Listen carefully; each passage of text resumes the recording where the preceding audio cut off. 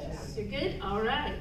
So we are going to get started on this, but before we get started, there are some things I think that we need to kind of review, because one of the things that is difficult when you do a long book, right? Any book that has a number of chapters, is that the problem is that sometimes we get lost in the context. We don't remember the context from beginning to midpoint to end, right?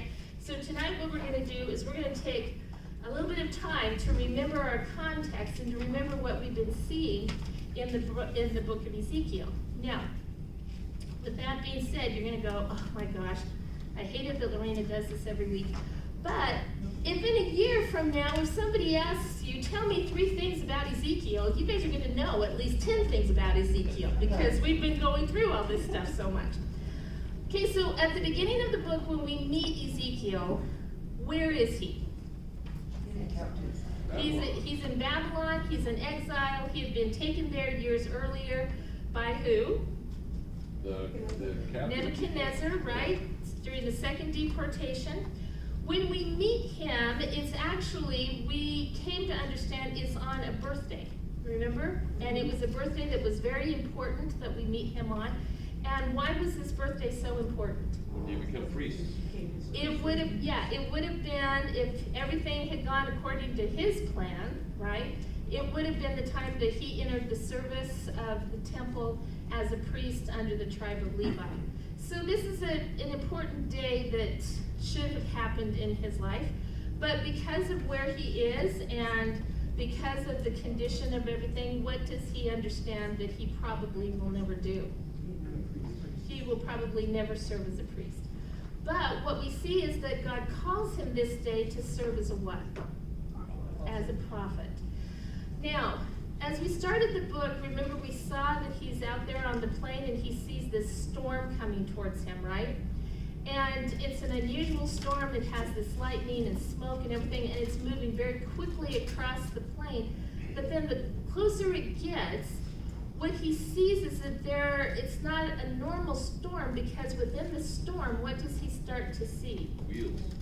The wheels, the cherubim, remember? He sees the wheels and he sees the wings and he sees the faces and he sees all of these things.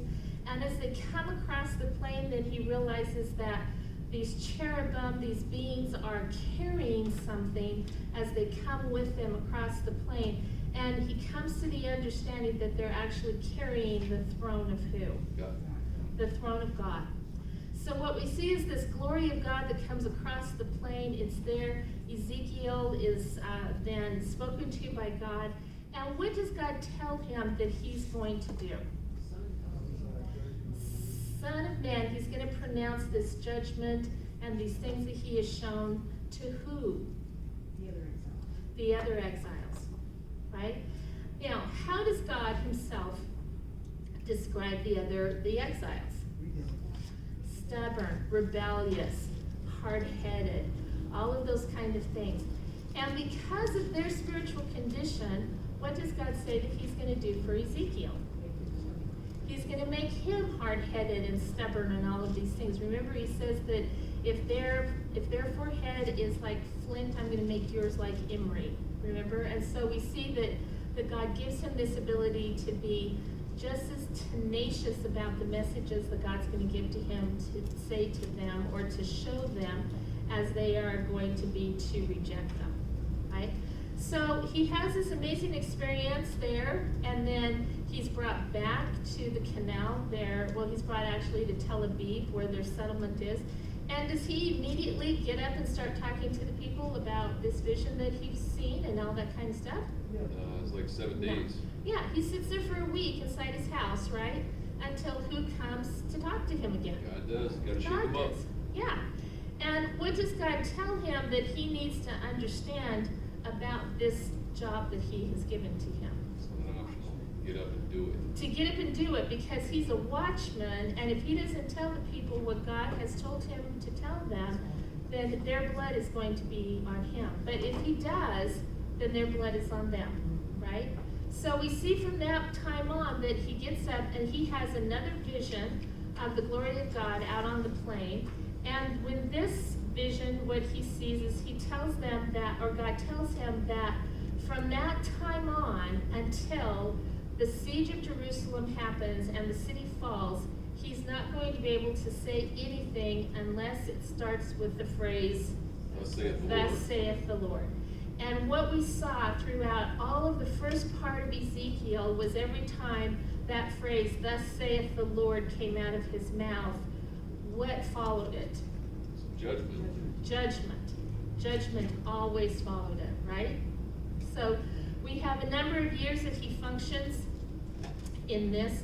And then what we see if we turn over to chapter 33 is that at some point in time, everything that he has seen and that he has been told to act out happens. Remember, he has all of these things that he acts out with the building of the panorama of Jerusalem, with the siege wall, the weighing of the hair, the food. He goes, remember, on the rations of how much food and water he eats every day. We saw him, dig through the wall like he was escaping in the night. All of these things does every picture that God shows Ezekiel come to pass? Yes. Every single thing so far to chapter 33 has come to pass, right? Now, in chapter 33, though, what we see in verses 20 and 21 is that the event that he had been telling Judah and Jerusalem about has come, it is finished, and now we see this issue happening with in Babylon.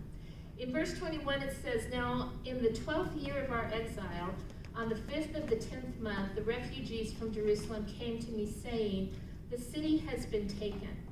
Now the hand of the Lord had been upon me in the evening before the refugees came, and he opened my mouth at the time that they came to me in the morning. So my mouth was opened and I was no longer speechless. Then the word of the Lord came to me saying, Now, what we looked at last week is that starting in chapter 34, we have these night visions that he had that night, right? They are 6, and they all come to a realization of now that the judgment of Israel has happened, what is God wanting to do for them, or what will he do for them?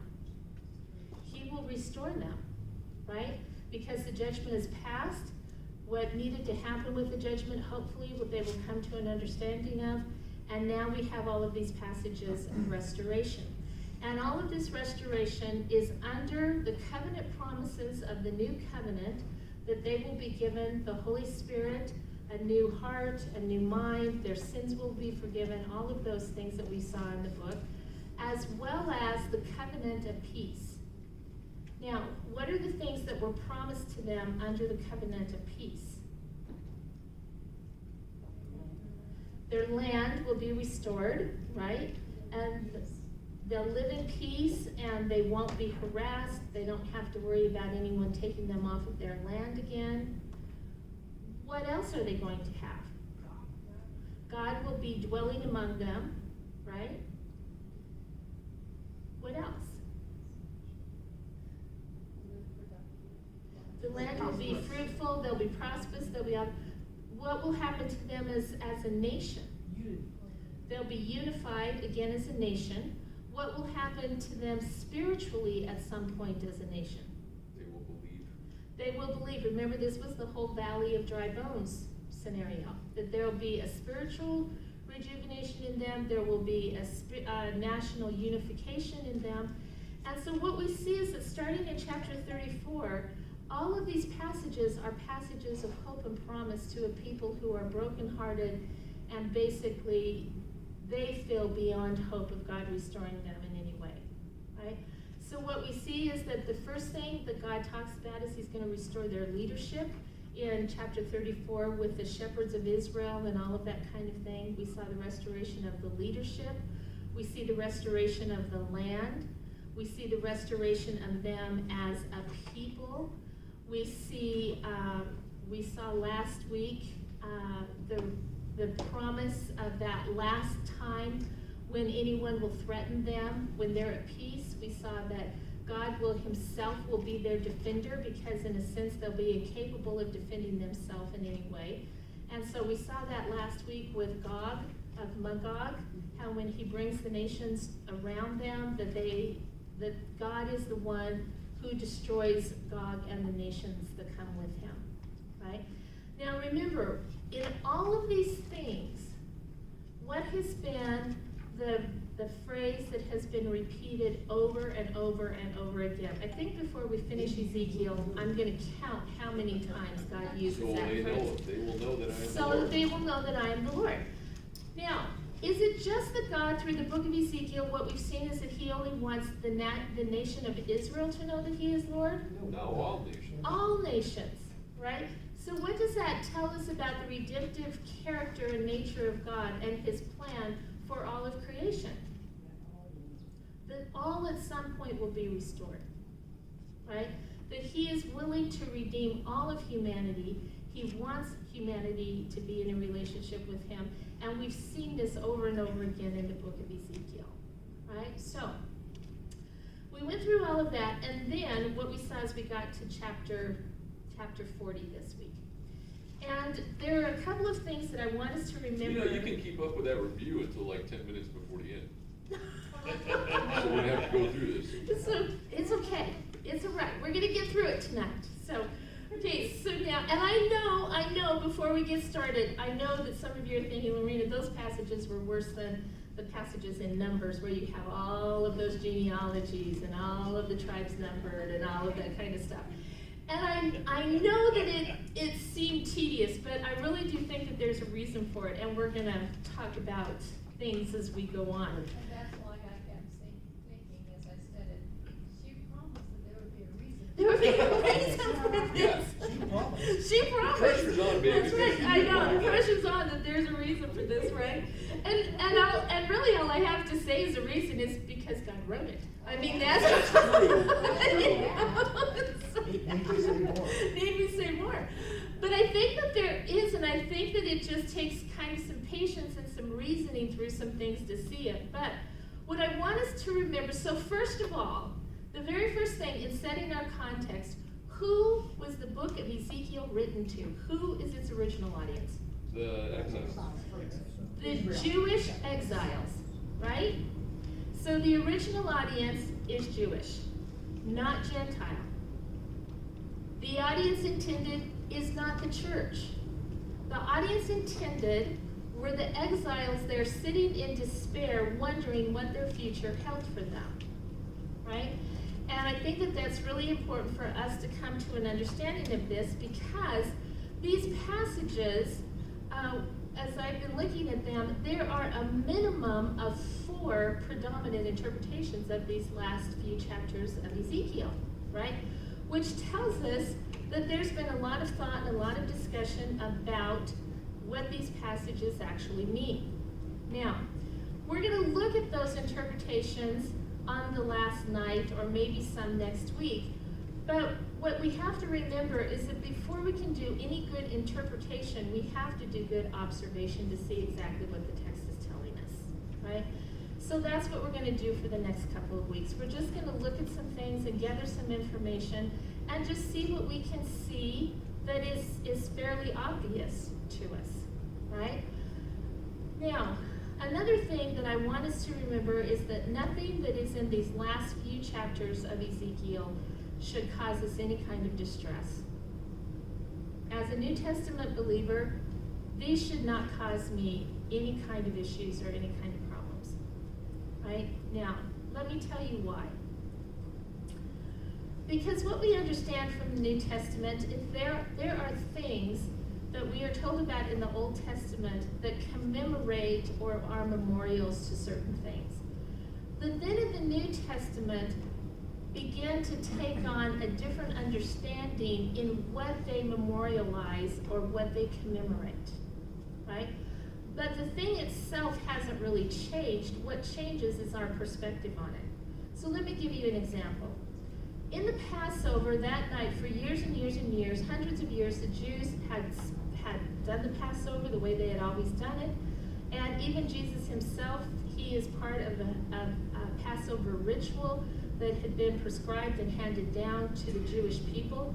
But what we understand is that within that ritual that had been given to them from the time of the Exodus, there were some things that commemorated certain things. There was the unleavened bread, which commemorated their leaving Egypt quickly. There were the cups of wine that commemorated God being faithful to them, for providing for them, and all of these kind of things. And they had used those things to commemorate what God had done and a hope of something that was to come in the future, right? Now, the night that Jesus was crucified, or the night that he was taken and tried, what did he say about a specific part of that meal? Remember? It was the Passover. He takes the bread and he says, "This is my body," right? He takes the cup and he says, "This is my wine." Or this is my wine. This is my wine. Don't even make me drink my wine. But this is the wine that represents now the blood of the new covenant. Right now, did those implements change in any way? What do you mean change? Like, Did they change? They themselves didn't change, right? But the understanding and the remembrance behind them took on a different meaning. Right? And so that's what I want you to remember and think about, that some things, the meaning of them, or what they commemorate, can then be changed because of certain things that have happened. Right? Now, next week we're going to see something this week as we look at these about sacrifices and the temple, the priests and all that. We're going to look at that next week, because the next couple of chapters deal more with what the priests are going to be doing and what the sacrifices are going to be. But what I want you to understand is that not everything in the Bible is about the church. Right? It's just not. Nowhere in the book of Ezekiel have we seen anything said about the church. It's all about nations, it's about Israel, it's about those things. So what that tells me is that these last chapters of the book, if it is tracking as it has from the first chapter till chapter 40, is that these last chapters are also about the nation of Israel, not the church. Right? So those are some things I think that we need to keep in mind as we look at this, because I want us to be able to look at this for the beauty and have the excitement that we need to have looking at these passages, not worrying about what does this mean about my salvation and how I'm saved, because that is secure through the blood of Jesus Christ. But there is yet a work to be done in the nation of Israel that God is intending to do. And that's what we start to see in this restoration of Israel. Okay? So, any thoughts before we go on? We're good? You guys are good? All right. So, in the first part of chapter 40, right? So turn over to chapter 40, and we're going to start looking at these. oh, sorry, babe, I'm sorry. Oh my gosh, he's starting already. Hey, this is some boring action, so come on, let's live it Okay, up. it's not boring. It's not boring. You just don't understand what you're reading, and neither do I. Okay, now, in chapter 40, okay, of Ezekiel, what we see is we have a huge time reference here, right? We have another timestamp like we've had in all of the books so far. Ezekiel is really good about telling us exactly when these things happen and all of that kind of thing. So he says, in the 25th year of our exile, at the beginning of the year, on the 10th of the month, in the 14th year after the city was taken. So what does that date? Well, first of all, wasn't he, hadn't they been exiled for about 5 years? I'm going back to the first book. So this is 20 years after the whole deal started, right? Yeah, for some of these people, they've been in exile for 30 years because it was the 13th year when he's called, and that was the 13th year based upon when Jehoiachin had come into captivity, not when Daniel and the others had been brought, right? So it's 13 years since the second deportation when Ezekiel is called. Now we're told it's in the 25th year of the exile based upon when Jehoiachin had been brought. So Daniel and the people who had been brought during the first deportation have been in Babylon for over 30 years at this point, right? So it's 25 years into their exile. It's 14 years since what had happened, the fall of Jerusalem, right? So 14 years after those exiles come to him in chapter 33, here's where we are now. He says, and it was on the same day, the hand of the Lord was upon me, and he brought me there. In the visions of God, he brought me into the land of Israel, and he set me on a very high mountain, and on it to the south there was a structure like a city. And he brought me there, and behold. Right? So let's just stop here for a second, because is this the first time that Ezekiel has been brought to Jerusalem through a vision? No, it's not. This is the second time that he's been brought to Jerusalem through a vision. And I want us to go back and understand what happened when he was brought to Jerusalem the first time. What had happened? So I want you to turn over to chapter 8 of Ezekiel, and we're just going to go through some of these things to see what was happening. Now, in chapter 8, remember he's sitting in his house with the elders of Judah sitting before him in verse 1. And it says, and the hand of the Lord God fell on me there. Then I looked, and behold, a likeness as the appearance of a man. From his loins and downward there was the appearance of fire, and from his loins and upward the appearance of brightness, like the appearance of glowing metal. He stretched out the form of a hand, and he caught me by a lock of my head, and the Spirit lifted me up between earth and heaven, and he brought me in the visions of God to Jerusalem, to the entrance of the north gate of the inner court, where the seat of the idol of jealousy, which provokes to jealousy, was located. Right? So he's brought, in a sense, the second time, he's brought back to Israel, but this time he's not brought immediately to the temple. He's on a high mountain, and he says that he sees this structure out there on a mountain that resembles a what? City. A city, right? But then what we see is in 40 that when he's brought there, he says in verse 3, now just keep your hand in 8, and I'll read to you what the next verse in 40 says. So he brought me there, right? So God brings him to some place, and behold, there was a man whose appearance was like the appearance of bronze, with a line of flax and a measuring rod in his hand, and he was standing in the gateway, right? So once again now what we see is that in this vision, Ezekiel, he sees something in the distance, and then God brings him to the gateway of it. And as we read through the passages, we know that he's brought to the gateway of what? The temple. This temple, right? Now, going back to chapter 8, what was interesting is in verse 4, we're told something that's really important, because all of the next 4 chapters hinge on this understanding. In verse 4 of chapter 8, it says, and behold, the glory of the God of Israel was there, like the appearance which I saw on the plain. Right? So, at this point in time, remember the glory of God is still in the temple in Jerusalem.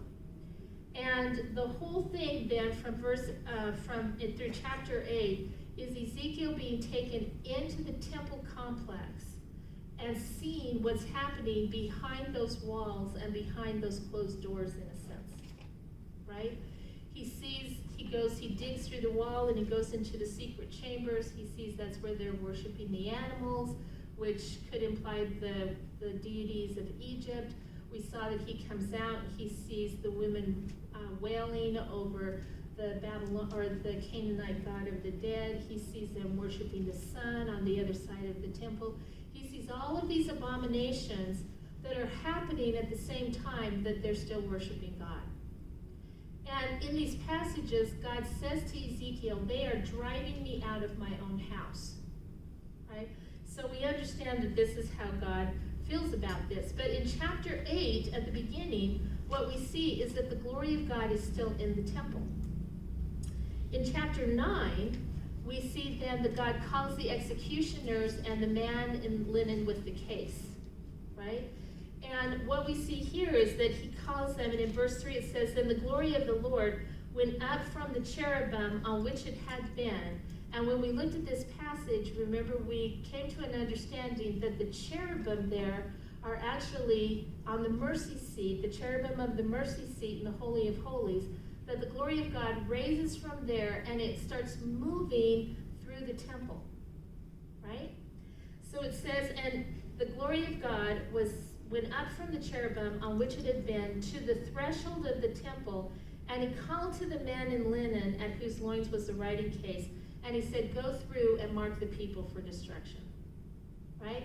So we saw that glory of God moving now through the building to the threshold. Then, when we went over into chapter 10, what we saw then was the glory of God moving from the threshold, and this is the passage where we see the cherubim and all of them are outside of the temple at the west, waiting for the glory of God. And in verse 3 of chapter 10, it says, now the cherubim were standing on the right side of the temple when the man entered, and a cloud filled the inner court. Then the glory of the Lord went up from the cherubim to the threshold of the temple, and the temple was filled with the cloud, and the court was filled with the brightness of the glory of the Lord, right? But then we move over into chapter 11, and what we see here is that the Spirit of God, the glory of God, moves from the threshold and stands at the gate. Remember? And it makes that prophecy, or God talks about those who are buying and selling and all the things that are happening, that they're not paying attention to what is going on. And at the end of chapter 11, in verse 22, it says, then the cherubim lifted up their wings with the wheels beside them, and the glory of the God of Israel hovered over them. The glory of the Lord went up from the midst of the city and stood over the mountain, which is east of the city. And the Spirit lifted me up and brought me in a vision by the Spirit of God to the exiles in Chaldea. So the vision that I had seen left me. Then I told the exiles all the things that the Lord had shown me. And what was it that he showed them that God had, or told them that God had shown him? That the glory had left the temple. Now, what we also see is that that temple, the glory of God leaves the temple, but that temple physically is ultimately destroyed by Nebuchadnezzar during the siege. And this is what you looked at in 2 Chronicles. Right? He destroys, Nebuchadnezzar comes in, he takes the articles that are left out of the temple, he takes them back to Babylon, he tears down the wall around Jerusalem, he destroys the temple complex, he destroys the city. And in the Chronicles account, the reasoning for that is because the people had failed to listen to the prophets that they had been given, that they would not turn, they would not listen. And in a sense, what we saw in the last couple of weeks, God talks about that he had turned his face away from them, that he had hidden his face from them.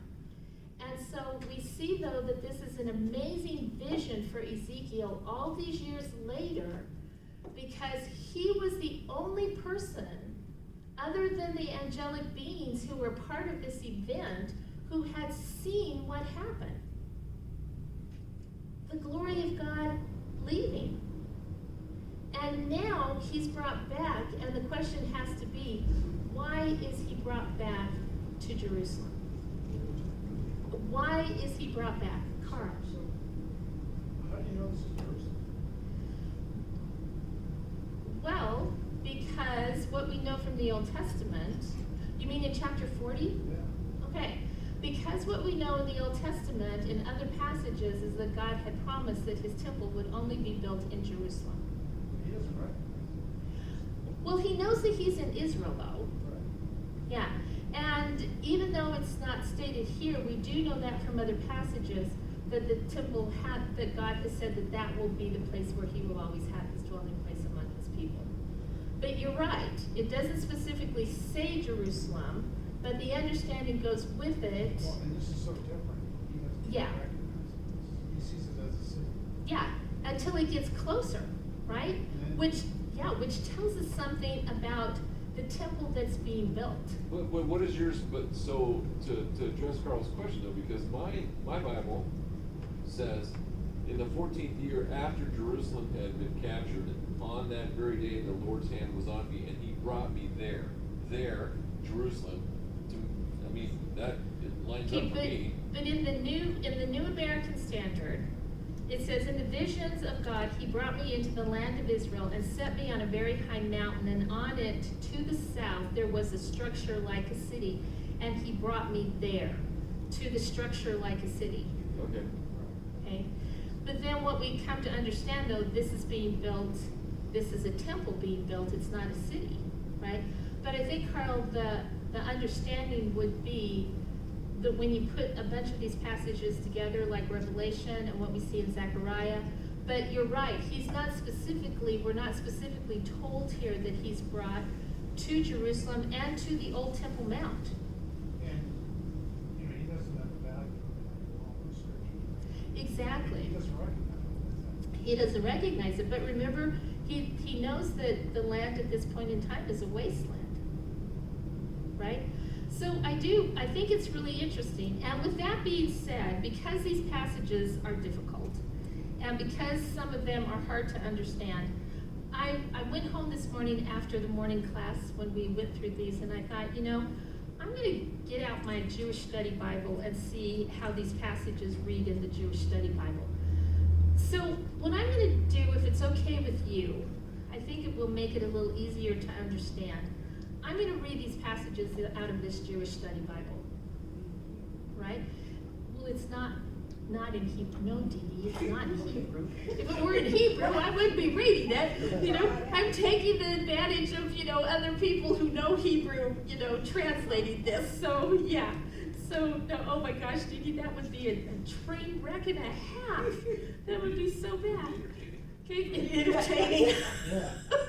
Okay, all right. So now in front of you, if you don't have one, or if you have your workbooks with you, you guys had a set of drawings that you had in your workbook this week. Everyone, if you can get a hold of them, get a set of those so you can see, because what this has is the temple complex itself that he sees. It has the gates of the temple, it has the temple itself, and then it has the altar that he sees in chapter 43. So hopefully this will help everyone kind of follow along. Does everyone have a set of these so they can follow along? Okay. All right, well, I'm just going to start in verse 1 of chapter 40 again. It says, in the 25th year of our exile, at the beginning of the year, on the 10th day of the month, this was the 14th year after the city of Jerusalem was struck. It was on that very day that the hand of Adonai was on me, and he took me there. In the visions, God brought me into the land of Israel and put me down on a very high mountain. On it, towards the south, it seemed that a city was being built. That is where he took me, and there in front of me was a man whose appearance was like bronze. He had a flax cord and a measuring rod in his hand, and he stood in the gateway. Now, what we understand about this measuring rod that he has, it's a specific size, right? Everything in the passage, when you look at the New American Standard, is in cubits, right? And a cubit is an approximate length. It's not an exact length, because in the ancient Near East and the Middle East, what they used were body parts for lengths. So a foot measure would be what the average man's foot was, right? A cubit was the average length of an adult male from the tip of his middle finger to the end of his elbow, right? About 18 inches, right? Now, what's interesting, though, is that Ezekiel says the man isn't using a standard cubit, he's using a long cubit. So it is the standard measurement plus a half of a breadth of a hand, which that was understood that adult male's hand from thumb to little finger would measure 6 inches across. So it's a cubit, 18 inches, and 3 inches, which gives us a 21-inch measure, right? So it's a long cubit. And then he says, and there were 6 of these cubits on the rod that the man is using, right? So if you can picture trying to measure something with a ruler and then using a yardstick, right? So what we see is that the rod is a longer proportion of measure, right? And so we see that this is when he sees the man, he has it. So in verse 5 it says, and there was a wall.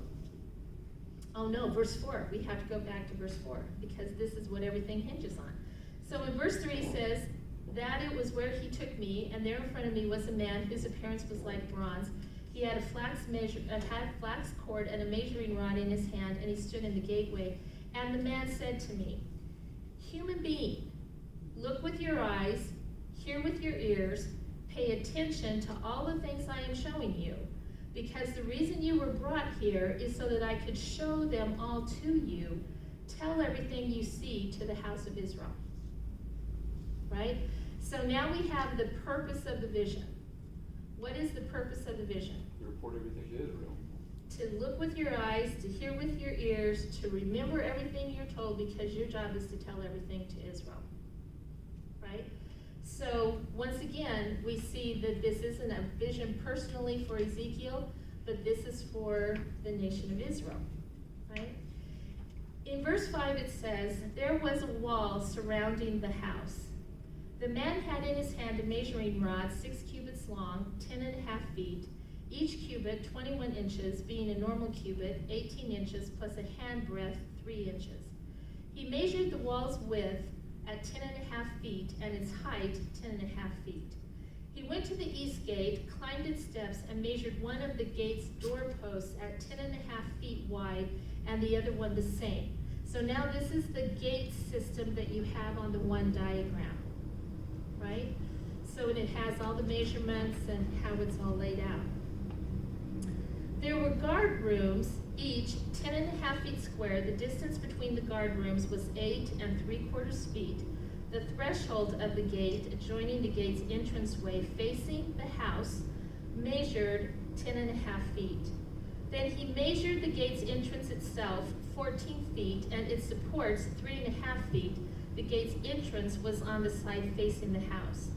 There were 3 guard rooms on each side of the east gate, all the same size, and on each side the supports between the guard rooms were also all the same size.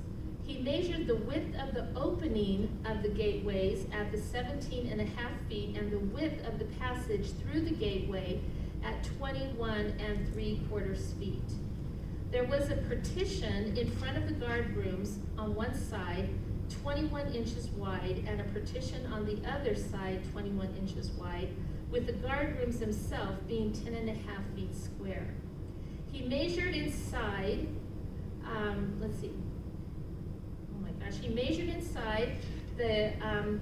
he measured inside the gate from the back wall of one guard room to the back wall of the other, a distance of 43 3/4 feet.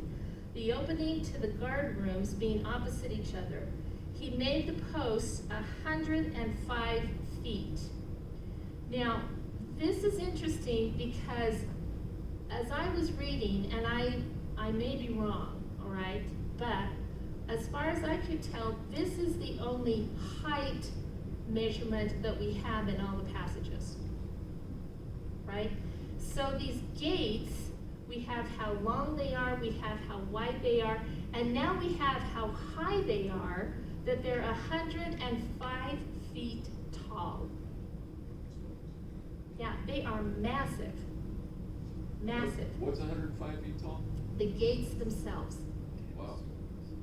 But the Right. walls are only 10.5 feet. The right? walls are only 10.5 feet.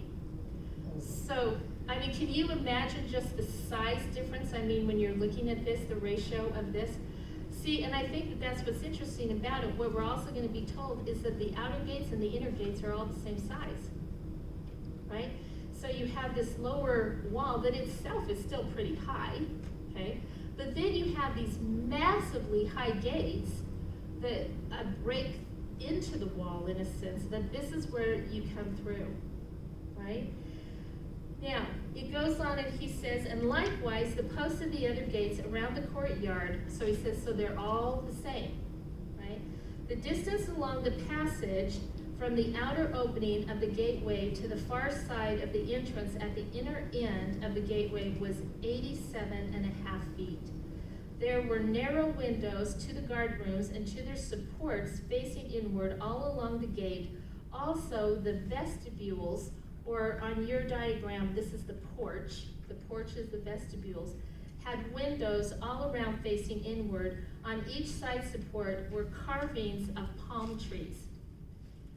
Then, okay, so that's the description of everything from those outer gates, right? So they would go in those gates. They're large, they're tall. We're told that there are 6 guard rooms on the sides of those gates. We're going to be told something about what some of these rooms in the gate systems are used for later on. But what we see is it's very specific that they were elaborately carved with cherubim and palm leaves and palm trees. We're going to see that in a minute. But what we see is that there were windows in these. There were, so that, people could come in and out of these. But it's interesting that they're referred to as guard rooms. Okay? They're guard rooms, which would imply that there's going to be a monitoring of people who come in and out through these gates. Right? Now, what we see from this passage, though, is that there are 3 of these, and this is what in your drawing that you have of the temple complex, what you see is that there's a north gate, a south gate, an east gate, but there is not what? There isn't a west gate, right? So everything at the west of the temple complex is all closed off, right? So, as he's going through, he's come now through that primary outer gate. He's come through the gate system, the first gate in this system. And then in verse 17, he's brought to the outer courtyard, right? Then he brought me into the outer courtyard. There I saw rooms and a paved mosaic flooring made for the courtyard all around its perimeter, right? So that gray part on the complex that you see right when they come through the gate, that little strip of gray, that's the paved area. So it's just made out of like pavers, right? It's a mosaic out of these pavers. It says, then on the outside of the wall, right, so you have the wall. Now on the inside of that outer wall, he says, there I saw rooms and paved mosaic flooring made for the courtyard all around its perimeter, and 30 rooms facing the flooring. The flooring was alongside the gates and corresponded to the length of the gates from outside to inside, this lower flooring, right? So if you look on your diagram, you'll see that there are 30 rooms, right? Chambers around that courtyard, the outer courtyard. He measured the courtyard at 175 feet, the distance from inside its lower gate that faced east to the outside of the inner courtyard, and he did the same for the gate that faced north. Next he measured the length and the width of the outer courtyard gate that faced north. It had 3 guard rooms on each side, and its supports and vestibule were the same size as those at the first gate.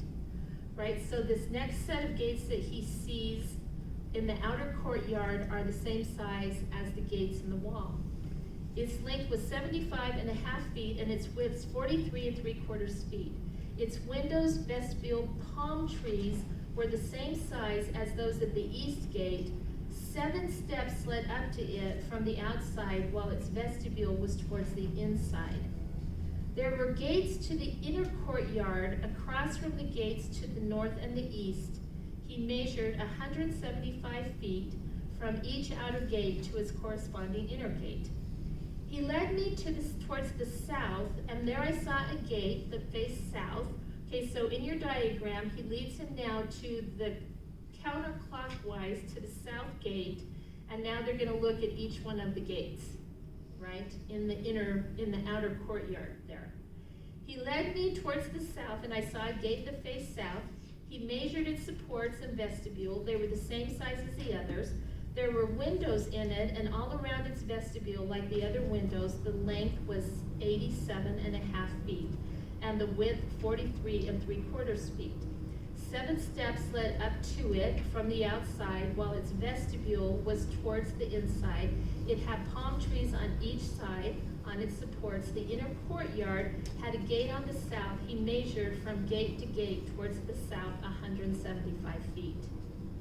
He brought me to the inner courtyard through its south gate. He measured the south gate as being the same size. Its guardrooms, supports, vestibule were all the same size. It had windows and a vestibule surrounding it. It was 87.5 feet long and 43 3/4 feet wide. There was a vestibule around it 43 3/4 feet long and 8 3/4 feet wide. This vestibule faced to the outer courtyard. Palm trees were on its supports, and it had 8 steps leading up to it. He brought me into the inner courtyard. Now, one of the things that's interesting is that one of the primary things that's different, and basically it's not even a primary thing, but there's some variation in between the gates, is the number of steps. 7 or 8. 7 or 8, right? The outer gates have 7, the inner gates have 8, right?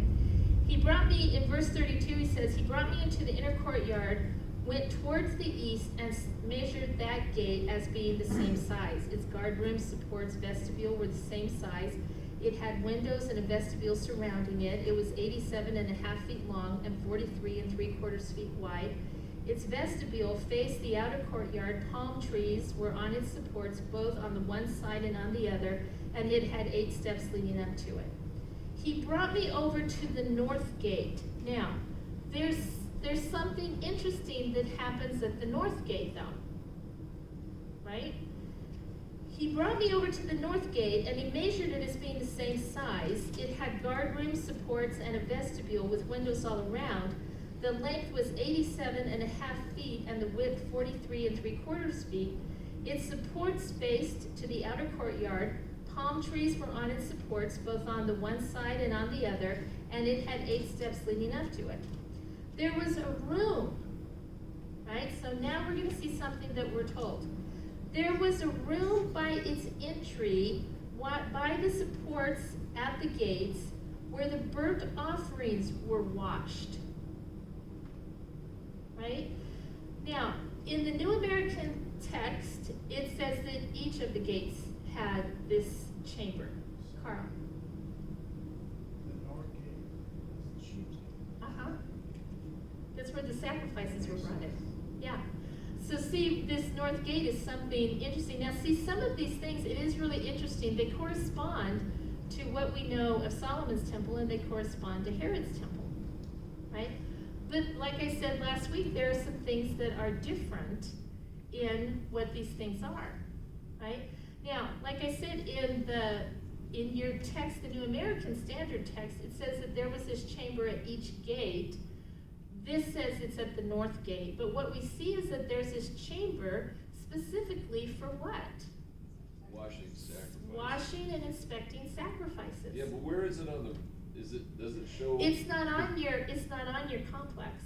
Because I'm having a hard time picturing where that thing is. Okay, so at the north gate, if you look down by the steps, it would be by the steps of the north gate, inside, the north gate inside. Okay? So then he goes on and he says, and there was a room with its entryway by the supports of the gate, where the burnt offerings, this is verse 38, where the burnt offerings were washed. In the entranceway to the gate were 2 tables on one side and 2 tables on the other, on which to slaughter the burnt offerings, sin offerings, and guilt offerings. On the outside, as one goes up to the entry of the north gate, were 2 tables, and on the other side of the entryway to the gate were also 2 tables, right? So then it goes on and says, 8 tables on which to slaughter sacrifices, right? So at the north gate, you have 4 tables inside within the vestibule or the porch. Then you have 4 tables outside by the steps.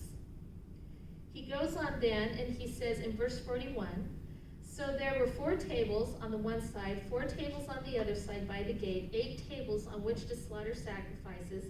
There were 4 tables of cut stone for the burnt offerings, 31.5 inches square and 21 inches high, on which to lay the instruments for slaughtering the burnt offerings and the sacrifices.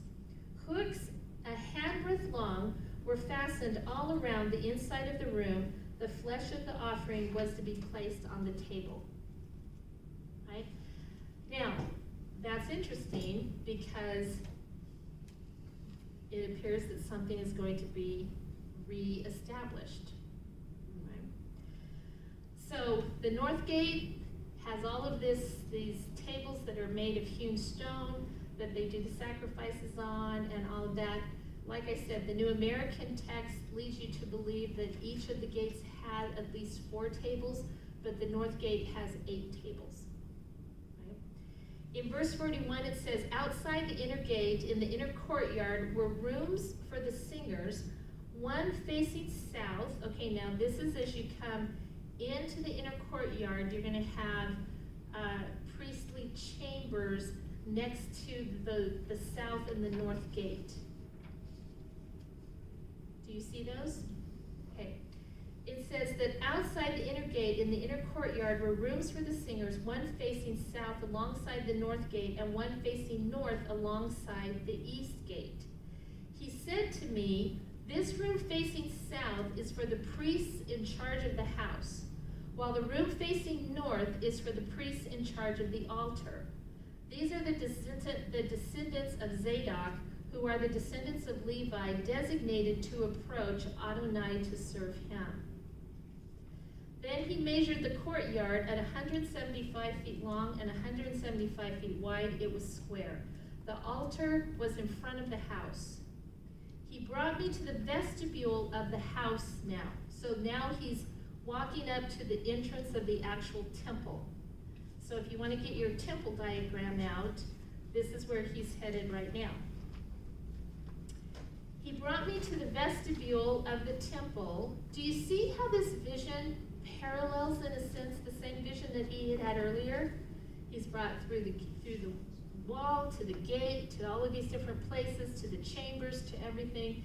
But what's interesting about this is that he's actually allowed to go into the house.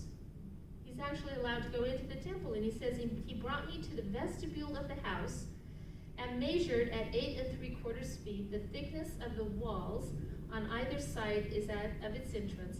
On each side, these walls extended 5 1/4 feet from the side walls of the vestibule. The length of that vestibule was 35 feet and the width 19 1/4 feet. Steps up to it, there were columns on each side of the entrance, right? And this is reminding us of Solomon's temple. You had the 2 big columns, Jacob and Boaz, remember? That were at the entrance to the temple of Solomon, right? So he's made his way from outside, through the gate system, into the outer courtyard, in through the inner courtyard, through that gate system. He sees an altar before the house, before the temple. He's seen how all of these gates are decorated. He's seen how big they are, the massiveness of this complex. And it would appear that that's why when he's looking at it from the distance, he thinks that it's a city because of how big it is. How wide was the gate? I didn't see that on here. So it's 100 and some feet tall. How wide was it? 108. It's on your diagram. Yeah. Okay, so in verse 40 or chapter 41, it says he brought me into the sanctuary. Right now, in your homework in the New American text, it says nave, right? The nave is the outer sanctuary, which corresponds to the tabernacle and Solomon's temple as the holy place, right? But it's not called the holy place, it's called the outer sanctuary, or the nave. So he brought me to the sanctuary and measured at 10 1/2 feet the thickness of the walls on either side of its entrance, which was also the thickness of the walls surrounding the tent, that is, the sanctuary together with the especially holy place. The width of the entrance was 17.5 feet. The sides of the entrance were 8 3/4 feet on one side and the same on the other, and he measured its length at 75 feet and its width at 35 feet. Next, he went further in, right, to the entranceway leading to the especially holy place. So now he goes to the inner sanctuary, which we're familiar with as the Holy of Holies, right? And he measured it at 3.5 feet, the thickness of each entrance support. He measured at 10.5 feet the total thickness of the walls on each side of the entrance. And he measured at 12.25 feet the width of the entrance, continuing into the inner room. And he said to me, now remember, what's he supposed to pay attention to? Everything he sees and everything he hears, right? So this is the first thing that the man says to him. This is the especially holy place. He measured its length at 35 feet and its width at 35 feet along the wall nearest to the sanctuary. On his way out, he measured the thickness of the wall of the house at 10.5 feet at ground level, and the width of all of the side rooms surrounding the house, 7 feet at ground level. Now, do you see that little gray space on the temple where it says chambers? Is it side chambers? Okay. Between that wall of the temple and the outer wall of the temple building, there was this 7-foot area that side chambers are built into. There were 3 floors, so it says that the width of the side rooms, he measured the thickness of the wall of the house at 10.5 feet at ground level, the width of all the side rooms surrounding the house, 7 feet at ground level, right? So they're 7 feet deep, because that width of that chamber is only 7 feet. So these aren't very big rooms, right? Now, this is interesting because this morning we were talking about, and I was having a hard time understanding, because we're told that these rooms are graduated in height or in width of how they're built. So this morning we were talking about, in the New American Standard, it's hard to understand whether or not he's talking about the chambers inside these walls or if they're the outer chambers, but this explains what the text means better. So for those of you in the morning class that watch this, I'm sorry that you didn't have a good interpretation of this. Okay. So it says that in these, at 7 feet, there were 3 floors of side rooms, right? So now we have some understanding of how tall the temple is itself. It's tall enough to have 3 floors of rooms, 30 on each floor. And the wall around the house was terraced so that the side rooms rested on the terraces and were not supported on the vertical part of the wall. The higher side rooms surrounding the house were wider than the lower ones, as were the passageways next to the side rooms on each floor. Thus, the width of the side rooms plus that of the passageways increased as one went up from floor to floor. Now I that's don't even kind know of, how you go floor to floor. Where's the steps? well, it says, okay, the ascent from the lower floor to the highest was by a ramp through the middle of the floor. Right? I know, it's hard for me to kind of wrap my brain around this part of this, but I'm not an engineer and I don't do wells with numbers and pictures and all of that kind of stuff. But we know it had to stand because God showed him this. But it's interesting, these rooms aren't very big, and we're not told at this point what these rooms are used for, right? But there are a lot of rooms here, right? And they're part of the temple building itself, right? So there's 30 rooms on each floor, and that's on Uh-huh. each side, On each side, but only on 2 sides. 3 sides. I think your diagram says, does it say, well, for 30, you couldn't It have doesn't 30 show floors. any of those. I don't see Yeah, those. it's in that grayish area, Ken, between the 2 walls on your temple Yeah, but that's the diagram. outer gate.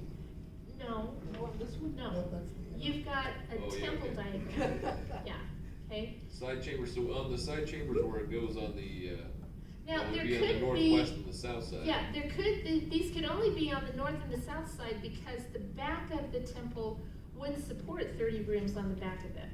So, because it's not a square, right? Correct. So the chambers that are on, have to be on the north and the south side. They couldn't be, there wouldn't be enough room for 30 rooms on the west end of it. But there's a place for it, I mean, it doesn't say side chamber though. Okay, so, but what we're told is that there are 3 stories of side chambers, 30 rooms in each floor. Oh, in each floor? In each Not floor. on each side, so it's No, not 60 not on each per side. floor. It says, well, let's read it again. It says, the higher the side rooms surrounding the house were wider than the lower ones, as were the passageway next to the side rooms on each floor. Thus, the width of the side rooms plus that of the passageways increased as they went up from floor to floor. Okay, verse 6. There were 3 floors of side rooms, 30 on each floor. The wall around the house was terraced. So, if I'm reading that correctly, 30 rooms on each floor, 3 floors, terraced this way, right? So that would be 90 rooms on each side of the temple. Am I reading that correctly, No, Engineer it says Pope? each floor. so I Each would- floor, Yeah, 30. each floor, but each floor wouldn't be on both sides, would it? It'd be on just the, so it's. No, it's on each side, On each side. on each side. Where do you see that? Cause it says 30 on each floor, it doesn't say 30 on each side. No, it says 60. It says, but when you read it in New American Standard, it's very clear that these are symmetric. On each side, you have these things going up each side, right? And he's gonna specify that later. Because what you see is that everything in this temple complex has a complementary opposite almost from north to south, right? East and west are different, but north and south are identical. They're mirror images of each other, right? So in verse 8 he says, and I saw that the house had a raised pavement all around it, which extended outward a full rod of 10.5 feet from where the foundations of the side rooms joined it. So now we're told that there's a foundation that goes out from the temple for 10.5 feet, right? He says the outer wall of the side rooms was 8 3/4 feet thick at ground level. Likewise, the empty space left between the structure containing the side rooms and the house itself also measured 8 3/4 feet wide. On all sides around the house itself was a space 30 feet wide between it and the block of rooms for the priests. Now, what it appears has happened now is that he's moved from inside the temple to that outer courtyard, where if you look on your complex drawing, you're going to see chambers for the priests next to the temple. Okay. On all sides around the house itself was a space 35 feet wide between it and the block of rooms for the priests. The door of the side rooms opened toward an empty space, one door facing north and the other facing south. The empty space was 8 3/4 feet wide all around.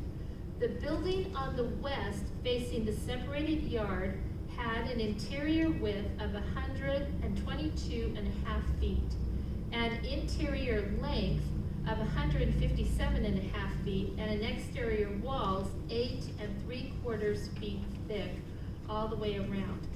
This is so amazing because these are thick walls. Yeah, they are. I mean, this is basically, I'm thinking that if you are not invited in here, you're not gonna get in here between the gates and the thickness of the walls. This doesn't, at first glance, it doesn't appear to be a very, just anybody come in here kind of place, right? It's a very, massive, solid. I mean, the construction here is amazing. And then he goes on and he says, and he measured the length of the house at 175 feet, then a distance that included the width of the separated yard. So if you look on those chambers on the sides of the temple, what you'll see is you have space between those two buildings, right? and that's separated yard. The interior width of the building and the thickness of its front and back exterior walls at 175 feet. The distance along the facade of the house on the east through the separated yard to the north and south was 175 feet. He measured the length of the building facing the separated yard behind the house together with its galleries on both sides at 175 feet. The sanctuary, the inner place, the vestibules leading to the house, to the courtyard, as well as all the thresholds, narrow windows, and galleries around these three had wood paneling around them as far as the thresholds and from the ground up to the windows, and the windows were covered. From the area above the entrance to the interior of the house, as well as outside, and on the entire wall, all the way around both the inside and outside, was a pattern consisting of cherubim and palm trees, with a palm tree between every two cherubim. Every cherub had two faces. So there was the face of a man toward the palm tree on one side, and the face of a young lion toward the palm tree on the other side. This was the pattern all the way around the house. The cherubim and the palm trees ran from the ground to above the door, and likewise on all the walls of the sanctuary. As for the sanctuary, the door frames were squared, and the appearance of the especially holy place was like the appearance I saw at the Chebar River. The altar was of wood 5¼ feet high and 3½ feet long. Its length and walls were also of wood, and he said to me, "This is the table which is in the presence of Adonai." Right, so the second thing that he's been told. The sanctuary had 2 doors, and the especially holy place had 2 doors. The doors had 2 swinging leaves each, 2 leaves for the one door and 2 for the other. On them, that is, on the doors of the sanctuary, were carved cherubim and palm trees like those on the walls, and on the exterior facade of the outside entrance were thick beams of wood. There were narrow windows flanked by palm trees on both sides of the entrance, and the side rooms of the house and the thick beams also had palm trees. Right? Now, this is interesting because this is where we see that some of these things, this temple is not an exact replica of the tabernacle, and it's not an exact replica of Solomon's temple either. First of all, what we know about Solomon's temple is it didn't have a lot of palm trees, it did have a lot of pomegranates though, right? So even what we see here as decorating the building, there weren't any cherubim on the inside of Solomon's temple, there were nothing like that, but what we do see is that this temple is filled with who? Palm trees and cherubim, right? Really interesting. The guard rooms, cherubim and palm trees. The gateways, cherubim and palm trees. The entrance into the temple, cherubim, palm trees. The holy place, cherubim, palm trees. And what's interesting is that there is no veil. Did you notice that? 2 double doors. Double doors going into the outer sanctuary, double doors going into the inner sanctuary. That's interesting, because a door implies what? In and out. Access, right? So this is a whole different understanding of what we understand was in Solomon's temple and in the tabernacle. Just because of the curtain, and the curtain was something you had to like pull up and walk Yeah, through. it was a barrier. The veil was a barrier. There was no entrance into it except that it had to be pulled aside, and it was heavy, and it was but a door brings about a sense of something else, right? Yeah, it does. And That's probably pretty much the first interesting thing you said for like.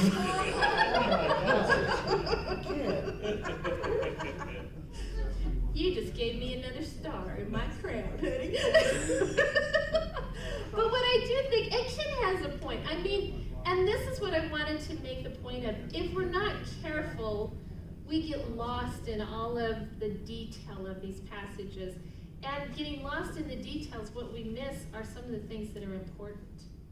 There are significant differences between what we see here and what we see in either Solomon's temple or the tabernacle or all of that. But one of the things that I do think is interesting, that the only other building, to my knowledge, in the Bible that we have this much exact, precise information about measurement and all of that kind of thing is the tabernacle itself. Yeah, no, that's accurate. And it actually is very interesting that God took the pains to write that down exactly. It's just boring to read. Now, did you think there's something else interesting to this point? Yeah, What? it's palm trees. What do the palm trees mean? What do the pomegranates mean? See, and I wonder, is it something, to do, what you see though in the end time are trees everywhere. I mean, the tree of life, the tree, the leaves that heal the nations, all of these kind of things. There's a whole different feel to this temple than there is to Solomon's temple or to the tabernacle itself. Yeah, that's true. But do you know what's really interesting about this too? Glenn. Well, the question is, why are we sacrificing? Good question. See, What we'll was the try to question? answer that next week. Why are the sacrifices back? Right? What I think is also interesting so far about this, we have only been told about 2 materials that are specifically used for the temple. We're told that it's made out of wood, which is interesting because in Solomon's temple, what you saw is that all of these things were overlaid with gold. Right? The walls and all of that. No, none of that. We have this beautiful carved wood, but we're not told what kind of wood it is. Remember, in the tabernacle and in the temple, it was very specific: acacia wood for this, acacia wood for that, all of that kind of thing.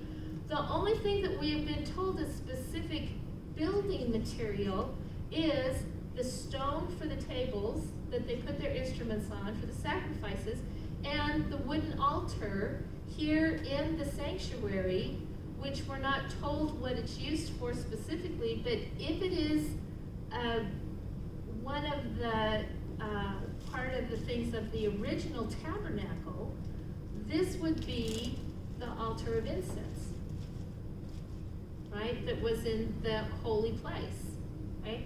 So really, when you stop and you think about it, there are some really interesting aspects to this, not just the mere size of it, but what we're not told about it. We're not told about any of the building materials that they're supposed to use for it. All we're told about is basically the man is going around and he's measuring the footprint of what everything is going to be.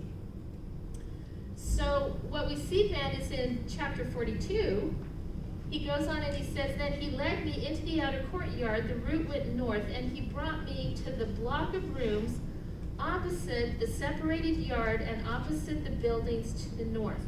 Now these are the chambers for the priests on the outside of the temples. The length of the front was 175 feet on the north side where the door was. The width was 87.5 feet. It was located between the inner courtyard, which was 35 feet wide, and the flooring of the outer courtyard. It had galleries, one above the other, on 3 floors. In front of the block of rooms, there was a walkway 17.5 feet wide and a path 21 inches, and their doors faced north. The upper rooms were shorter because the galleries took up some of their space more than from the rooms on the lower and the middle floors of the building. For the rooms were on 3 floors and they didn't have columns like those in the courtyards, therefore space was taken away from the rooms on the lower and middle floors in comparison with the ground. The length of the walls outside next to the rooms towards the outer courtyard to the front of the rooms was 87.5 feet. From the length of the rooms towards the outer courtyard was 87.5 feet, whereas the length of the side facing the sanctuary was 175 feet. Under these rooms was the entrance to the east side leading to the outer courtyard. In the width of the courtyard wall on the east, facing the separated yard and facing the buildings, were 2 rooms, with a passage in front of them similar to the rooms on the north. They had the same length and the same width and the same similarity, or similarly made exits and entrances. By the entrances of the rooms on the south, there was an entrance at the end of the passage right in front of the wall towards the eastern entrances. And he said to me, the north and the south blocks of rooms in front of the separated yard are the holy rooms where the priests who approach Adonai will eat the especially holy things. That is where they will put the especially holy things, the grain offerings, the sin offerings, the guilt offerings, for the place is holy. When the priests come, they will not go out of the especially holy place into the outer courtyard. Rather, they will leave in these rooms the clothes they use while ministering because they are holy. They will put on other clothes and only then approach the areas permitted to the people. After he had finished measuring the inner house, he brought me out by way of the gate facing east and measured the whole area. He measured the east side with a measuring rod, and this is what's interesting because in the New American it says a measuring reed, and we hadn't been given any understanding of how long a reed was in the text. But what we see is that this is big. In this particular translation, it says that that measurement was 875 feet by using a measuring rod. So what he goes on to say at the end of the passage is that that outer wall is 875 feet on each side square, right? So as you come to the temple complex, what you see is an 875 feet wall in front of you, 10.5 feet high, with only one entrance into it. Okay? So that's the explanation of the temple in all this. So look, there's still some things I don't understand about this whole time thing, and I know that we don't have the answers for this, but I'm just trying to kick this around in my mind. And Glenn kind of hit on it a minute ago too. So we got the sacrifice thing going on. Now, obviously, this temple isn't made. This temple won't be made until I don't know when. If it'll be during the 1,000-year reign of Christ, after the reign of Christ, I don't know when. But we've got this.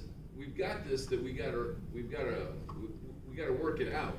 Okay. Because we also know what, We what do. Hebrews says, and that we don't need that. And then when I think about it further, God is still back there in the Holy of Holies here, and He's talking about the priests changing their clothes and stuff before they even go outside. But we know in the end times that God is going to be, we're going to be able to have access. That He's going to be there in His temple. But I don't read anything that says we have to go through this change our clothes process or anything. I don't know that any of this. Okay, remember what I said. Who is this written to? The nation of Israel. This is not written to the church. Yeah, Right? all right, yeah, Yeah. no, that's a good And we point, but I don't- still don't know what that means. Okay, so, and that's our question. Remember what I said, what we're doing tonight and next week is we're just kind of gathering information to see what we see about this, and then to see if we can come to some understanding about it. But what's interesting about this temple is that Ezekiel has been able to walk this hole with the man measuring everything, and has been able to go into the Holy of Holies, because what is not present there? The glory of God isn't there yet. It's basically like a house that nobody's moved into, right? So in chapter 43, Ezekiel sees something that's really important, right? So in 43 it says, now I'm reading my New American text here now, so we're leaving the Jewish Study Bible. How far are we going tonight, by the way? We're going through this, right? So we just have a couple of things that we need to see as we go into next week. So he says, then he led me to the gate facing towards what? The east. Now, is that significant? Yeah, because he left going to the east, right? So what we see now is that facing the east, and behold, the glory of the God of Israel was coming from the way of the east. And his voice was like the sound of many waters, and the earth shone with his glory. And it was like the appearance of the vision which I saw, like the vision which I saw when he came to destroy the city. Chapter 8. And the visions were like the vision which I saw by the river Chebar with the cherubim, and I fell on my face. The glory of the Lord came into the house by way of the gate facing towards the east. And the Spirit lifted me up and brought me into the inner court, and behold, the glory of the Lord filled the house. Now let me ask you, how do you think Ezekiel responded to that? It would have been a terrifying thing, but do you remember what his cry had been in chapters 9, 10, 8, 9, 10, and 11? As the executioners start slaughtering everybody there in the courtyard. Do you remember then they move out into the city and all of those kind of things? And do you remember Ezekiel was on his face in that courtyard crying, Lord, are you going to destroy even the remnant of Israel? And then when he saw the glory of the Lord moving and leaving, it was devastating to him. But now what does he see? The glory coming back. And you know what I think is so interesting? He understands being in that presence in the Holy of Holies, how critical that can be. Now he's in the outer courtyard. He's moving in that direction. But oh yeah, the glory of God headed towards the Holy of Holies. Yeah, this is why I think it's so interesting. A priest interprets this totally different than a shepherd who took care of sheep in the field. I mean, he understands all of this. When he saw that glory leaving, he understood what that meant as a priest. The job of the priest, what they had been called to do, was not going to be necessary any longer because there wasn't any glory to serve. But now he understands as a priest as well that now, at some point in time, the glory of God is going to return. And this goes on the heels of the visions about the restoration of everything, about Gog and Magog, about God living with them and them dwelling in peace and safety. All of these things now come together and they coalesce, in a sense, with the glory of God returning to his house and to his temple. And what is so interesting is then what he tells Ezekiel about himself in the next verse.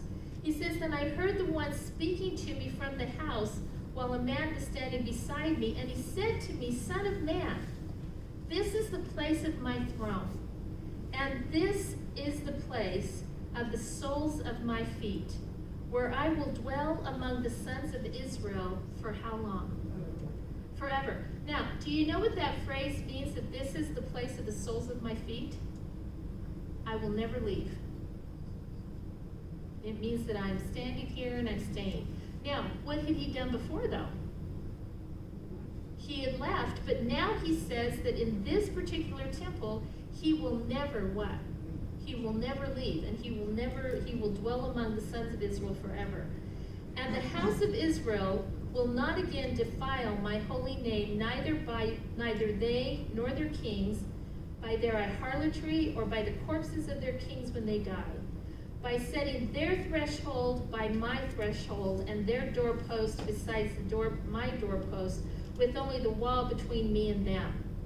And they have defiled my holy name by their abominations which they have committed. So I have consumed them in my anger. Right? So now all of that he's saying right there is where they're at right now, right? In captivity, in Babylon, the wrath of God and the anger of God. He says, But now let them put away their harlotry and the corpses of their kings far from me, and I will dwell among them for how long? Forever. As for you, Son of Man, describe the temple to the house of Israel, that they may be ashamed of their iniquities, and let them measure the plan. If they are ashamed of all that they have done, make known to them the design of the house, its structures, its exits, its entrances, all its designs, all its statutes, and all its law, and write it in their sight, so that they may observe its whole design and all its statutes, and do them. This is the law of the house. Its entire area on top of the mountain, all around, shall be most holy. Behold, this is the law of the house. Right? Then he goes through, and we're going to talk about this more next week, but then he goes through, and then we see that outside of the house, there is an actual what? an altar. And the purpose of that altar is what? Sacrifices. But so this Right? is even more confusing. I mean, it just adds to the question. If Okay. he's never leaving there, and we know that that doesn't apply to us, then we have a paradox there, or whatever, paradox. Well, see, now, do we? We got something going Do on we? there. Okay, now see, this is what I think that is important for us to see, and this is important for us to remember. Scripture never contradicts Scripture, even Old to Exactly. New. No, that's- Right? So, what we're seeing is the opportunity to get a deeper understanding of some things that maybe we think in our arrogance that we know everything about. Yes, that's true. Right? And I think that that's important for us to remember that and to see it that way.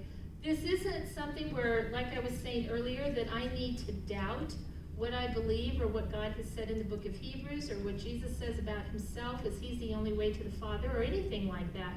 But what we see, though, and we have come to see, are a few things. That nation has a special place in history. They have a unique relationship with God. Not that it's better or worse than anybody else. It's just unique.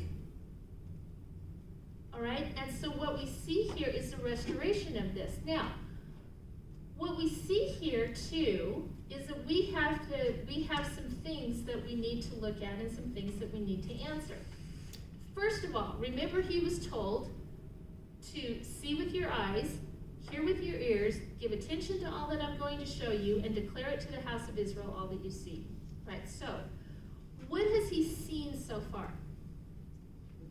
A really awesome temple. A totally awesome temple, right? So, he's seen it, it's big, it's like a city, it's all of that kind of thing. He has seen the angel, the angelic being, measuring off everything very precisely, very all of that kind of thing. A complete new temple complex. He's seen the So, glory of God coming and back he to has that. seen the glory of God come into that temple complex. He has seen the glory of God return to it. Now, the question is this a literal temple, or is this more of a picture of something? Is it a spiritual understanding, or is it a literal building? Well, if it was this, if it has to be a literal building, or he wouldn't have all those feet in there, right? See, this is the thing. If it is representing something else, or something that is more of a spiritual understanding, then why all the precise measurement? Exactly. Right? And what we know from Ezekiel is that everything that he has seen, even if it's something bizarre like an allegory or an apocalyptic vision like in the Valley of Dry Bones or something like that, what we know from the first part of the book is that every picture he saw had a literal fulfillment. Right? The panorama of Jerusalem with the siege wall, all of that came to pass. Right? So every vision, every picture, everything that God has told Ezekiel to do that applies to something else has had a literal fulfillment to it. So the question would be, why would God change now? Right? Would be the question. But there are those who believe that this is something else. The question then that we come to as well here is, when is this temple going to be built? That is the Or question. has it been built already? Right? Now, how do we know, if you say no, it hasn't been built already, how do we know that it hasn't been built already? Okay? The doorways, right? But let me take you over to Haggai chapter 2, right? In Haggai chapter 2, there's something really interesting about this, because Haggai is written as the same time as Ezra, Nehemiah, Zechariah, Haggai are all written after they come back from the exile, right? And remember, they come back from the exile with the intent purpose of rebuilding the wall around the city, rebuilding the city, and rebuilding the temple. And God told them, rebuild the temple before you build anything else, and they get sidetracked and they don't. And then Zerubbabel comes back. You know, this is when we have Zerubbabel encouraging the people to do it in Haggai. But in chapter 2 of Haggai, It says, on the 21st of the 7th month, in verse 1, the word of the Lord came by Haggai the prophet, saying, Now speak to Zerubbabel, the governor of Judea, and to Joshua the high priest, and to the remnant of the people, saying, Who was left among you who saw this temple in its former glory? How do you see it now? Does it not seem to you like nothing in comparison? Now it says, But now take courage, Zerubbabel, declares the Lord. Take courage also, Joshua, high priest, and all you people of the land, take courage, declares the Lord, and work, for I am with you, declares the Lord of hosts. As for the promise which I made you when you came out of Egypt, my spirit is abiding in your midst. Do not fear. For thus says the Lord of hosts, once more, in a little while, I am going to shake the heavens and the earth, and the sea also and the dry land. I will shake all the nations, and they will come with the wealth of all nations, and I will fill my house with glory, says the Lord of hosts. The silver is mine, the gold is mine, declares the Lord of hosts. The latter glory of this house will be greater than the former, says the Lord of hosts. In this place I will give peace, declares the Lord of hosts. So what do we know about what history tells us as Zerubbabel's temple, right? When you're looking at temple construction, you have the first, which is Solomon's temple, the great temple that he built. Then you have Zerubbabel's temple, which is the temple that they built when they come back out of the exile. And what are we told about that temple right here? Not nearly as nice. It wasn't. As a matter of fact, the people were told in other, they cried because it is so much lesser than what they had in Solomon's temple, right? So we know that Ezekiel's temple is not Zerubbabel's temple. Negative. Right? So then you have temple number 1, Solomon, temple number 2, Zerubbabel, temple number 3, Herod, and we know that God had nothing to do with Herod's temple. The only time that the glory of the Lord was ever in Herod's temple was when Jesus Christ was in that temple. Right. Right? And Jesus himself makes that very clear, that this building was not. So that means that Ezekiel's temple is what? Future. Future. Yet to be. Right? Now, the question is when? And we don't really know when. Right? But this morning, I did make a comment to the morning class that I do think is something interesting to ponder. In the end time, what floor plan are they going to use for the temple that they built? This one. We're not told. But I think it's interesting that they have everything, because remember, Ezekiel's told, if they will listen, if they repent, if they do this, write it down for them, give them all the information about this temple, with the understanding that the nation of Israel will at some point in time have this temple. Carl. So in the end, what was described, you know, it's blasphemy, because the spirit of the Antichrist actually sits in the temple. Exactly. The man of lawlessness takes his seat in the temple complex. So that, I can't believe it's this one. See, this is the thing. I don't think it can be this one by the sheer size of this temple. I mean, it is just, this temple is massive. So, and plus you have a very short time frame for that temple of Revelation to be built. This is gonna, if it's built by hands, see, I wonder if the reason we're not told about any of the building, I wonder if man does not build this temple. I'm wondering if God builds this temple and he brings it to the people. But what we see here is that that temple during the time of Revelation has to be built in a very short period of time, right? But what's interesting about it is the nation of Israel has had the footprint of this particular temple since the Babylonian captivity, right? So what he saw, now this is interesting, so what he saw was the restoration of the temple, right? Now, what he also saw in the restoration of the temple was also the what? The glory of God returning. The glory of God returning, okay, he sees that, he understands that. But what he also comes to understand is that not only is the temple restored, but the priesthood is restored. Yeah. And it would appear that at some point in time, the sacrificial system is reinstated. Yeah. Right? Now, the way that we know that is because it says that here are the buildings for the priests, and here's what the priests are going to be doing. And they're going to be singing, and these are going to be serving the temple, and these are going to be serving the table of the Lord. They're going to be changing their clothes. They're going to be doing all those kind of things. We know the sacrifices are reinstated because of the altar in the outside, the tables and the cleansing chamber, all of that kind of thing. We know that the priests are going to partake of the food of the sacrifices and all of that kind of thing. So even though there wasn't God saying at this point in time, I'm going to re-establish the priesthood, I'm going to reinstate this sacrificial system, what we see is that that's understood because of the things we're told about the temple. Now, I'm like Glenn, that brings some interesting questions to mind, right? As to why we need this. So this is what he sees, right? What does he hear? He hears that the priesthood is reestablished because of what is being said about them changing their clothes and all of that kind of thing. He hears that the priests are going to have charge of the temple again, which is interesting because the priesthood, before the fall of Jerusalem, had been condemned by God for their idolatry. That they had been guilty of leading the people into idolatry.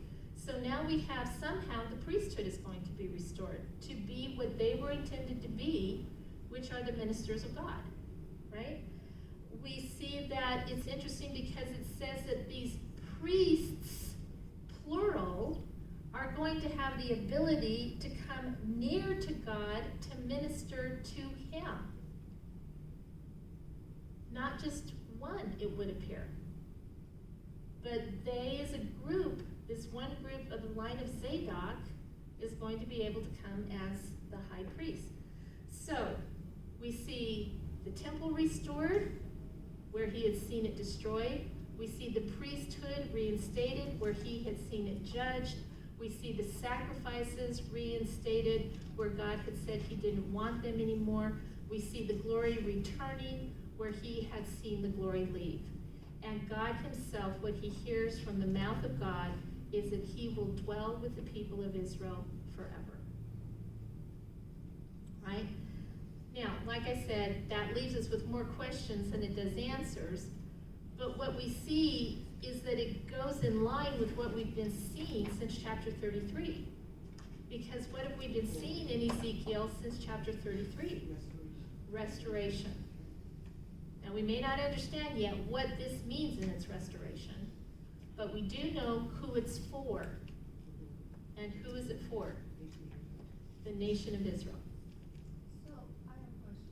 Mm-hmm. So, do the Jews, I mean, they know this?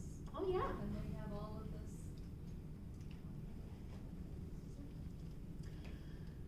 Well, what we have to realize is that Herod's temple was standing until 70 AD. And at 70 AD, Titus destroys that temple.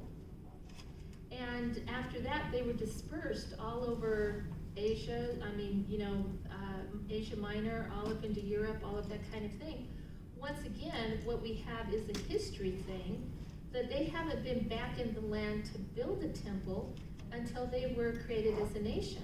The problem is that when they got back into the land, another religion has also claimed that as a holy spot, and the exact place where we understand Solomon's temple to be, or was understood historically to be, part of it was covered with a historical site for Islam, which is Dome of the Rock. And unfortunately, with the peace agreement and how Jerusalem is divided up, they don't have access to that.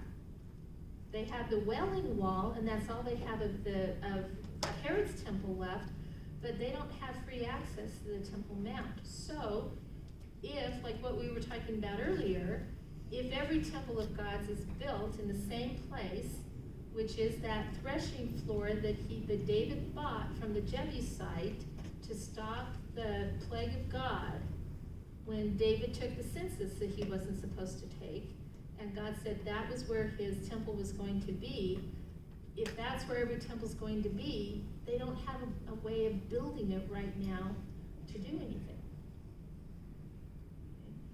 But they have created things to build a temple when they get an opportunity, all of that kind of thing. But like what Carl said, what we know scripturally is that when that temple comes in, it will be built under false pretense with the Antichrist, and then at some point in time, he'll take his seat in that temple.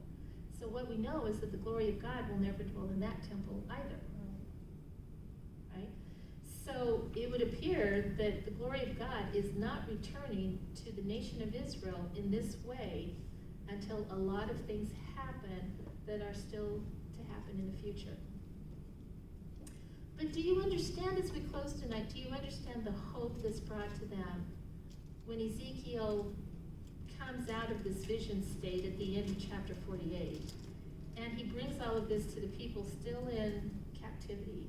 Can you imagine the hope that this brought to them, especially those who had seen the temple destroyed and had seen the city destroyed, thinking that it would never rise again?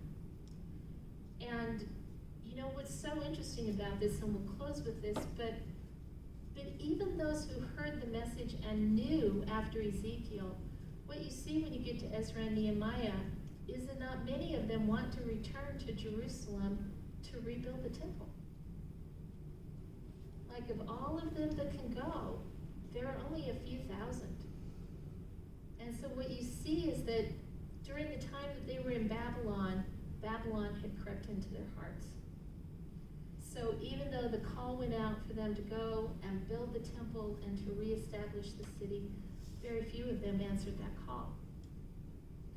And so what we see is that the spiritual condition of Israel is probably close to the same as it was in Babylon at that time when it comes to understanding how God wants to be worshipped and served by them. So any other thoughts?